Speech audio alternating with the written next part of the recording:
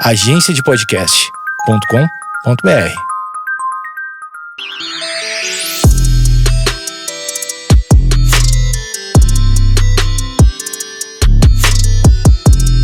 Olá, está começando mais um Vaginaria Podcast. Aqui você encontra conteúdo para libertar, acolher e divertir mulheres. Eu sou ex-louca e no episódio de hoje a gente vai falar sobre heterossexualidade compulsória, finalmente. Um tema muito pedido desde que só tinha índios no Brasil. Saudades.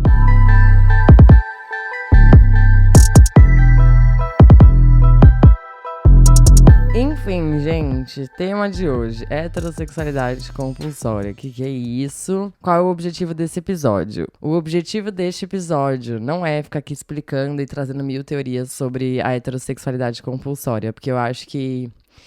eu pensei um monte nisso, na real, mas tem tanta coisa já, sabe? Tipo, não só em livros, mas na internet mesmo, pra vocês acharem sobre isso. Com muito mais referências, com muito mais... sei lá, com explicações muito melhores do que eu seria capaz de dar. O que eu acho que pode ser a minha contribuição aqui, é por isso que eu quero falar sobre esse tema, é o seguinte. Então, vamos voltar do começo. Quando a gente pensa na heterossexualidade, né, enquanto um projeto político de fato, né, enfim, é isso, né? Acho que tem conteúdo muito rico, assim, na internet, em vários lugares, pra vocês lerem sobre isso. Quando a gente pensa na heterossexualidade compulsória, a gente volta pra aquele outro tema que a gente já conversou antes, desde o episódio de relações não monogâmicas, né? Então a gente consegue entender, como eu sempre falo, qual que é o objetivo que cumpre a ideia da heterossexualidade enquanto norma sexual pro Homo sapiens, né? Como uma coisa, não, eu nasci hétero, eu não nasci hétero, enfim.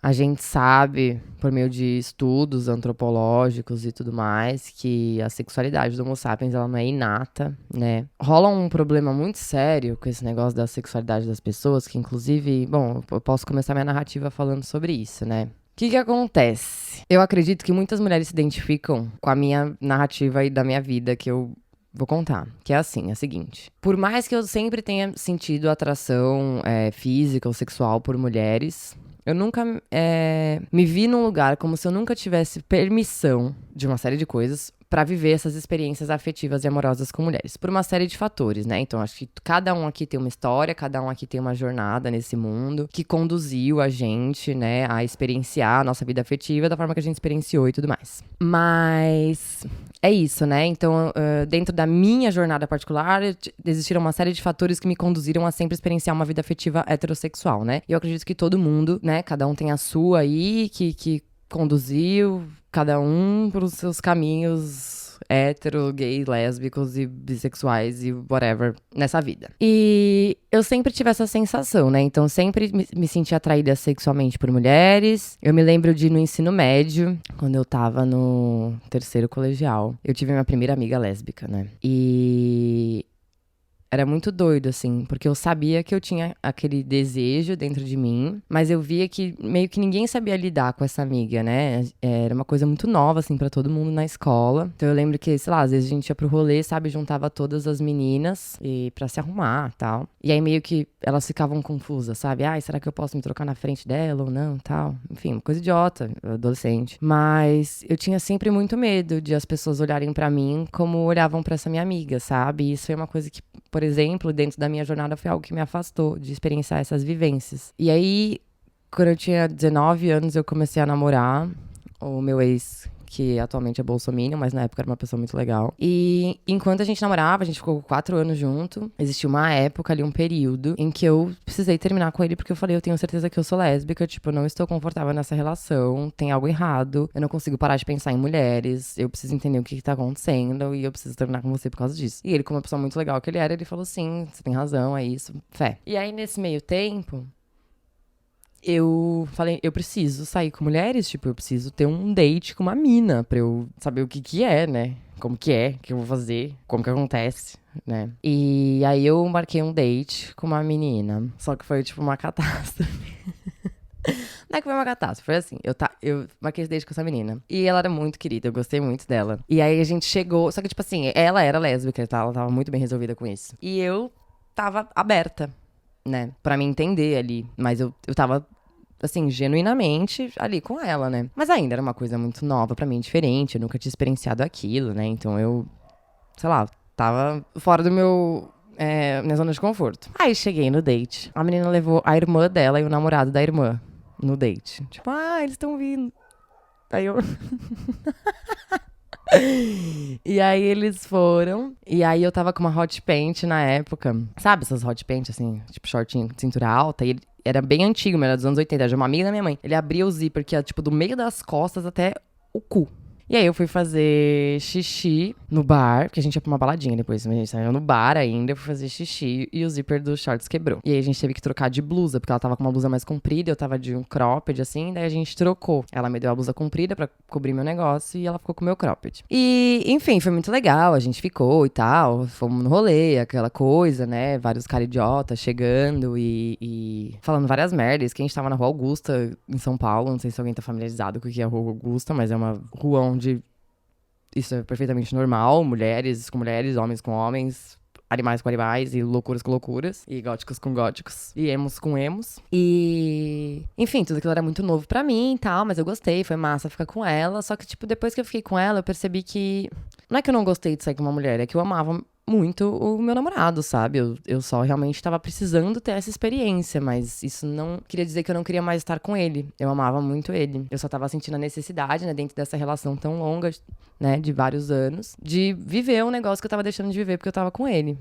Mas eu realizei que eu amava ele, que eu queria estar com ele, que não era essa a minha questão. Só que, tipo assim, aí entra uma outra questão que a gente vai debater também, né? Tipo, a mulher lésbica que se apaixona em 5 minutos. Que isso também sempre foi um problema pra mim. E ela, obviamente, né, entrou nessa doideira, assim, de ficar muito apaixonada com um date. E eu não tava nessa vibe, não por ela, mas porque eu amava meu namorado, enfim. E aí ela me chamou pra sair de novo e eu fiquei super desconfortável em negar. Aí depois ela falou que era pra gente trocar as porra das blusas que a gente trocou e eu não sabia muito bem o que fazer. E aí eu passei e deixei no prédio dela, porque eu tive muito medo de encontrar com ela de novo, porque eu não ia saber o que fazer. Eu não queria ficar com ela de novo, mas eu não sabia dizer não pra uma mulher, foi uma coisa super confusa. E eu me senti tão mal de causar esse sentimento, sabe? De ver ela interessada em mim e depois ela aceitando que eu não queria mais sair com ela, sem eu ter dito, né, sem eu ter sido sincera, porque naquele momento eu nem consegui ser sincera. Eu me senti tão mal, que eu falei, eu não tenho direito de me relacionar com uma mulher de novo na vida. E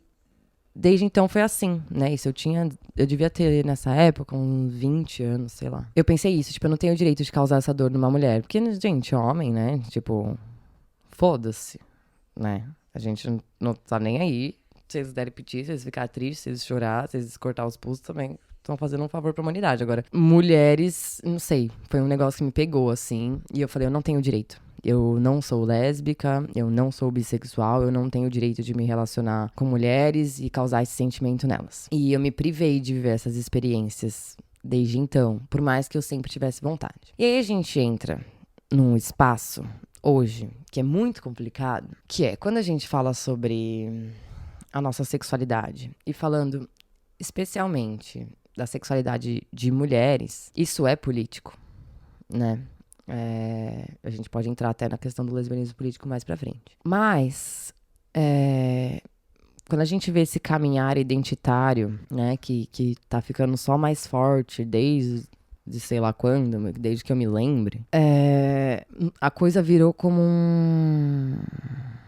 Né, eu já vi feministas radicais, né, defendendo que a sexualidade é inata, então se você não é lésbica, você não é lésbica, se você não nasceu lésbica, você não é lésbica, enfim. Então isso também contribui para que a gente se prive de viver experiências por entender que a gente tá ocupando espaços que não são nossos. Um texto que eu gosto muito sobre lesbianismo político, eu não me lembro agora de quem que é, mas eu vou jogar aqui e vou descobrir, eu posso postar pra vocês aqui nos stories depois, que é um texto que representa 100% do que eu penso sobre esse assunto, sabe? Então, tipo, partindo do fato de que a sexualidade não é inata, qualquer pessoa que deseje ter uma experiência diferente, né, afetiva ou sexual ou o que quer que seja, ela não tá roubando, né, a sexualidade de ninguém, ela não tá ocupando o espaço de ninguém, ela tá só sendo ser humano e vivendo a experiência dela nesse mundo, né, tão cheio de complexidades.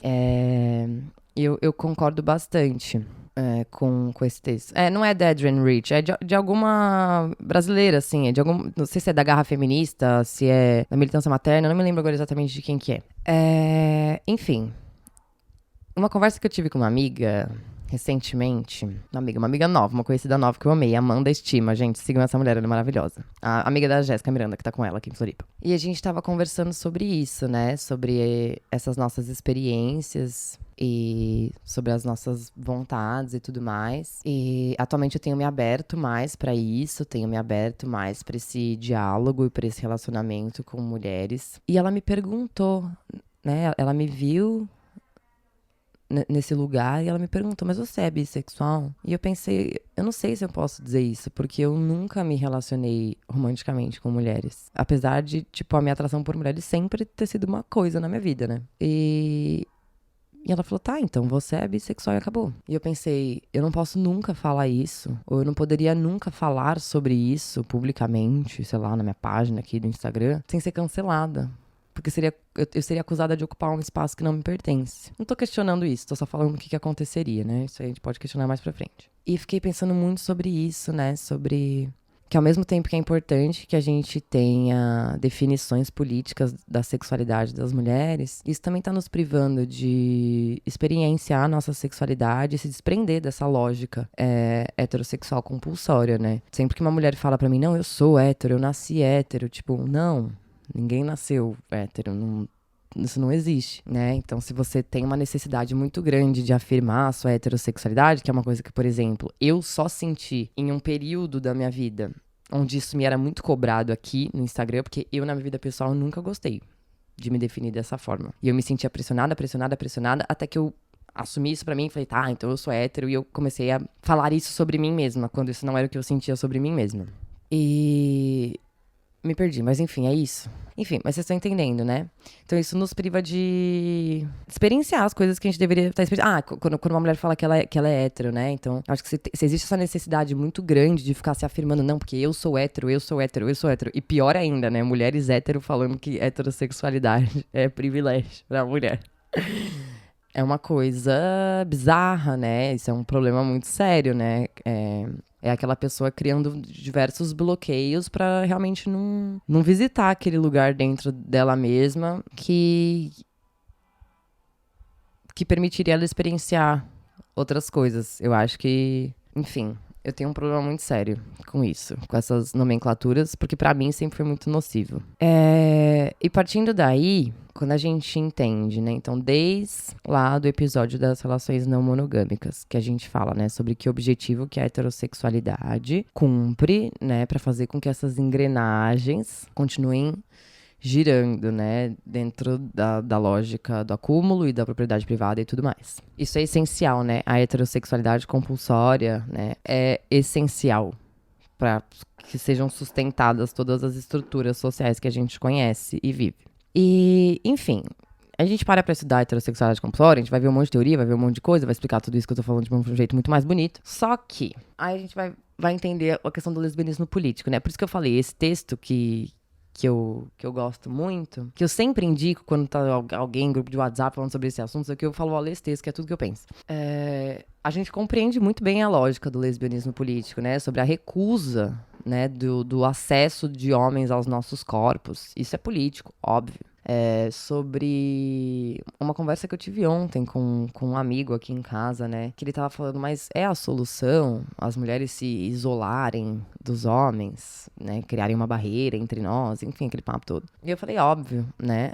Chega um ponto na vida em que, pra você ter paz, você precisa usar todos os recursos que você tem pra se proteger, pra você conseguir caminhar pela trilha da vida e chegar até o final, porque senão tu não chega, né? Enfim, todas essas reflexões. E aí eu, pensando muito sobre isso, e há muitos anos aí, entendendo na teoria a heterossexualidade compulsória e o lesbianismo político, eu sempre fiquei me questionando sobre como isso se aplicava na minha vida, né? O porquê que era tão difícil pra mim sair dessa lógica, né? Uma vez que eu compreendo toda a teoria e ela faz muito sentido pra mim, eu permaneci me questionando o que é que eu busco, então? Por que é que eu estou me relacionando com homens? Que O que me confere uma relação com homem que eu não teria sozinha, ou que eu não teria numa relação com uma mulher? Tem vários fatores, né? E aí eu acho que isso vai muito da minha experiência pessoal, de várias coisinhas que já aconteceram, assim, que não vou nem falar pra não dizerem que eu tô generalizando o comportamento de mulheres lésbicas, mas que me afastaram de querer me relacionar com mulheres. Mas o principal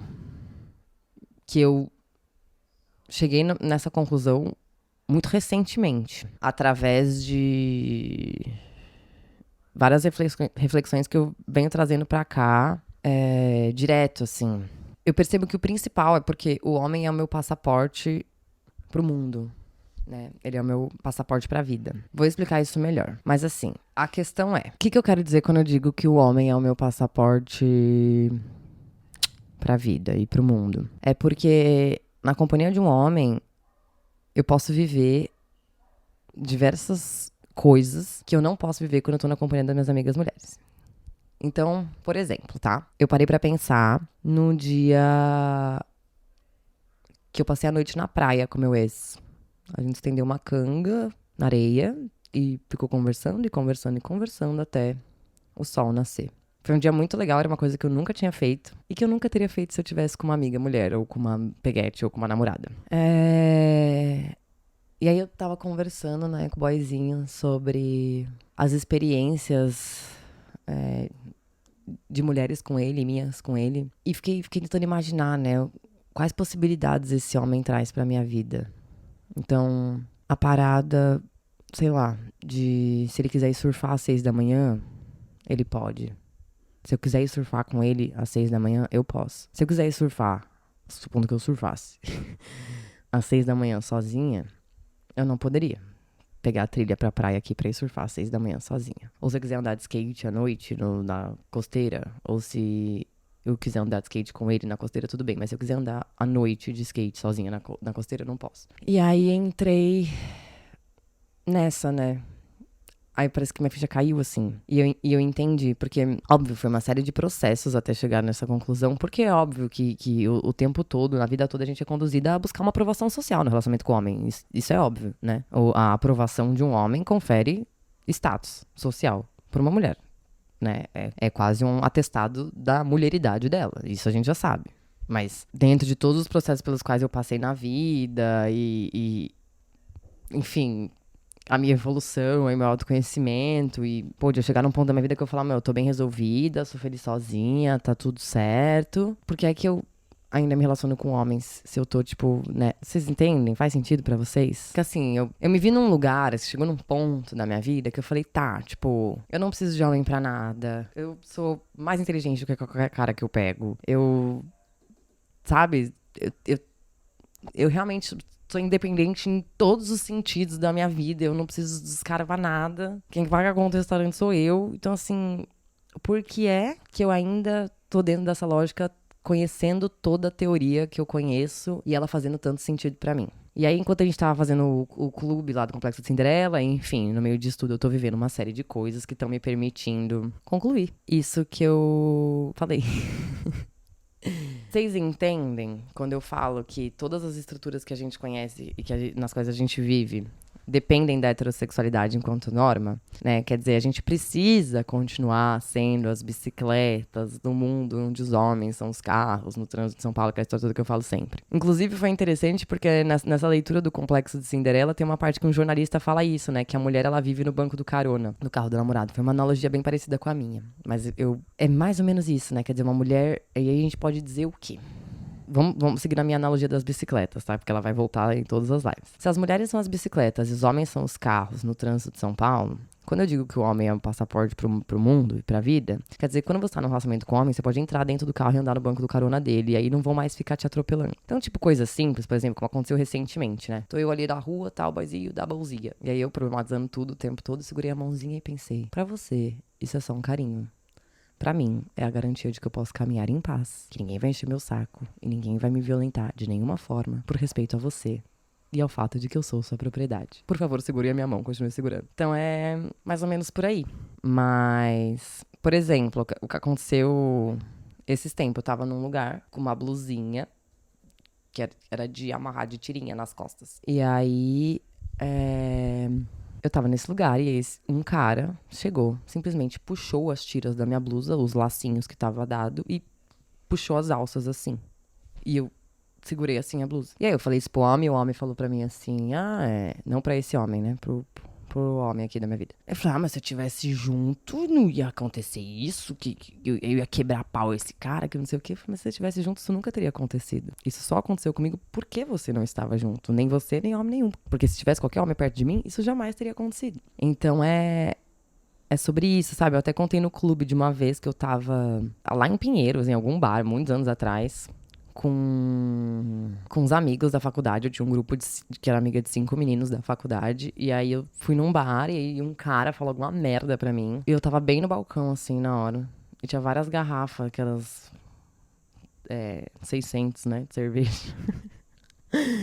Ele falou meia merda pra mim, eu só estiquei o braço pra trás assim e dei na cabeça dele com a garrafa e saí correndo. Porque eu sabia que tinha 5 machos pra segurar ele se ele viesse pra cima de mim, sabe? Então é sobre isso. Quer dizer, eu teria feito isso se eu não tivesse 5 machos pra ir pra cima dele se ele viesse pra cima de mim. Eu não teria feito isso, né? Esse medo que a gente vive o tempo todo. Então eu não arrumaria uma briga no trânsito se eu estivesse na bicicleta, mas talvez se eu estivesse no banco do carona do meu namorado, eu arrumaria essa treta.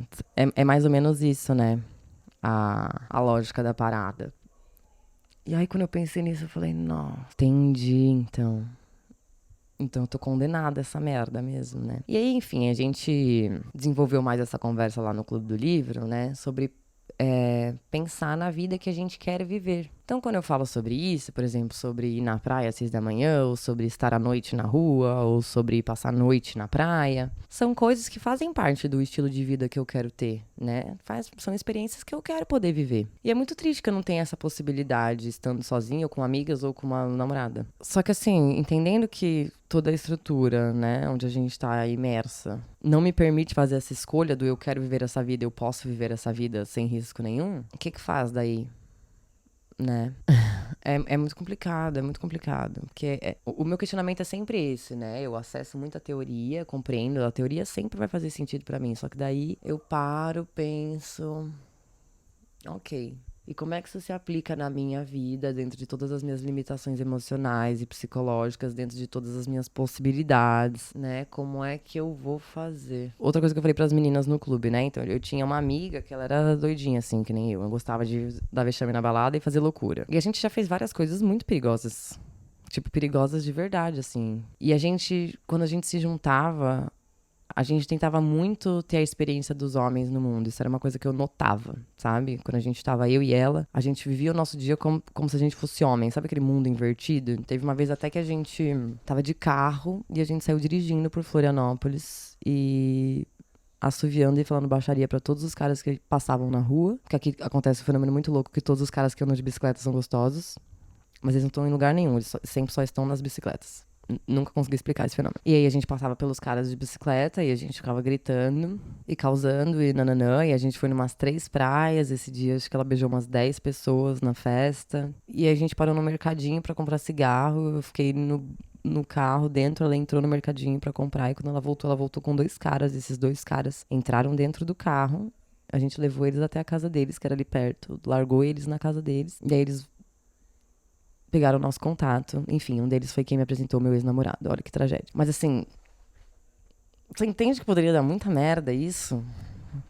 Mas essas eram as coisas que a gente gostava de fazer quando a gente se juntava. A gente gostava de ficar muito louca, a gente ficava doidona no rolê, ficava rolando no chão do rolê, vomitava, ia parar na puta que pariu da casa de sei lá quem. Tem vídeos da gente olhando uma pra cara da outra, falando onde a gente tá. Só que isso é uma coisa que é muito perigosa pra mulheres. As mulheres não podem viver dessa forma. Não porque é moralmente incorreto, mas porque é muito perigoso, né? E aí eu sempre pensava que com essa amiga, era a única amiga que eu conseguia viver as coisas que eu queria viver. Tipo, que outras amigas nem se permitiam, sabe? Viver essas coisas. Eu não tinha, tipo, uns dia doido assim com outras amigas como eu tinha com essa amiga, né? E a real é que era isso. Quando a gente tava juntas, a gente vivia os nossos dias esquecendo que a gente era mulher e fazendo podridões de homem, porque essa era a nossa forma, talvez, de sentir que a gente tinha alguma liberdade ilusória, enfim, não sei. Mas é sobre isso, sabe?